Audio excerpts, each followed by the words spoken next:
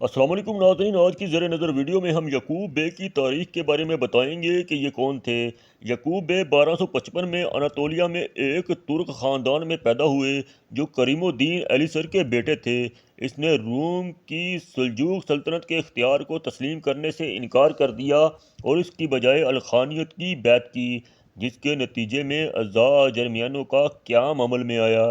اس کے بعد اس نے بازنطینیوں کو خراج تحسین پیش کرنے پر مجبور کرنے کے لیے مغرب کی طرف چھاپا مارا، اور اس نے 1314 میں کاتالان کے کرائے کے فوجیوں سے الاسیر پر قبضہ کر لیا۔ بعد میں ایاسلی اور انگیر کو لے لیا۔ ان کا انتقال 1327 میں ہوا۔ یعقوب اول جرمیان کے بیلک کا بانی تھا، جو کوتاہیہ کے آس پاس مغربی اناطولیہ میں واقع تھا۔ اگرچہ جرمیان نے سلطنت روم کے مسعود کے خلاف بغاوت کی تھی، لیکن یعقوب نے کیقباد کے تحت غاصبانہ قبضہ قبول کر لیا تھا۔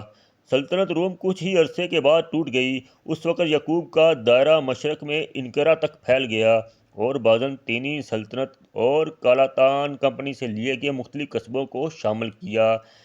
یعقوب اپنے بہت سے پڑوسیوں کا نگران تھا اور اس کے دور میں معاصر مورخین نے معاشی طور پر خوشحال قرار دیا ہے۔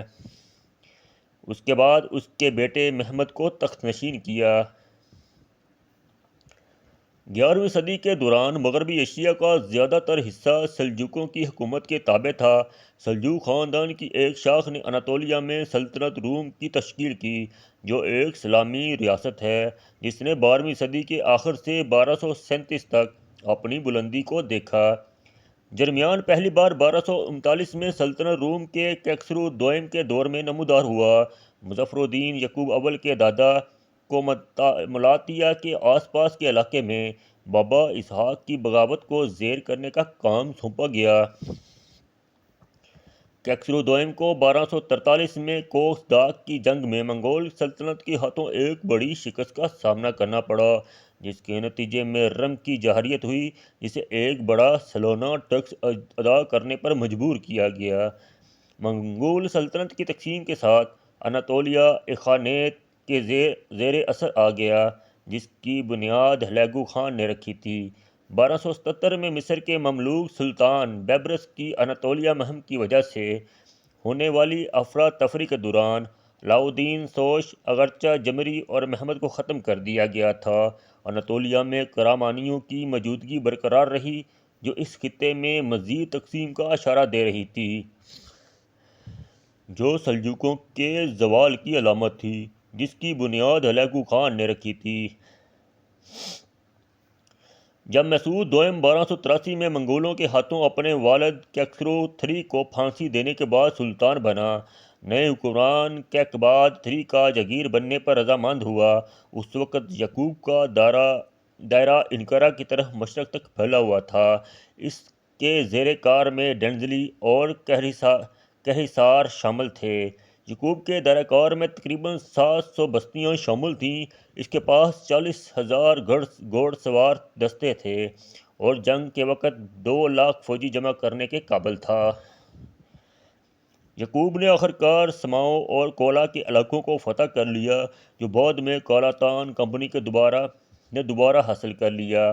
اسی طرح فلاڈیلفیا، جس پر اس نے پہلے قبضہ کر لیا تھا، 1304 کے موسم بہار میں کاتالانوں کے ہاتھوں ہار گیا تھا، لیکن اس قصبے نے اسے 1314 تک جزیہ دینا شروع کر دیا تھا۔ یعقوب کے عثمانی ریاست کے ساتھ معاندانہ تعلق تھے اور انہوں نے اس کو اکسایا۔ 1313 میں کراہچیر کے قریب چاودار قبیلے کے تاتاریوں نے ان پر حملہ کیا۔ 1325 میں حمیدید اور اشرفدید کو ختم کرنے کے بعد اناطولیہ کے الخانید گورنر تمورتاش نے مغربی اناطولیہ کے حکمرانوں پر اختیار نافذ کرنے اور اس کے علاقے پر قبضہ کرنے کی کوشش کی۔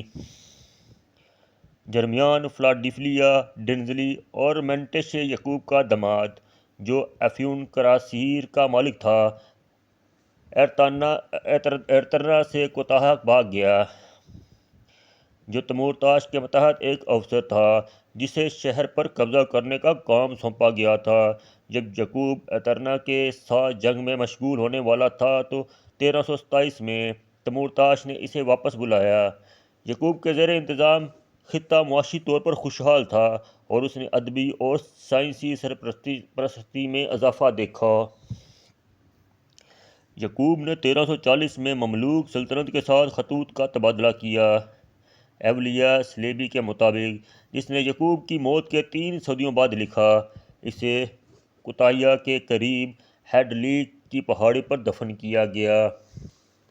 ناظرین، یہاں ویڈیو ختم ہوتی ہے۔ اگر آپ کو ویڈیو پسند آئی ہو تو ویڈیو کو لائک کریں، چینل کو سبسکرائب کریں اور کمنٹ میں اپنی رائے کا اظہار دیں۔ شکریہ۔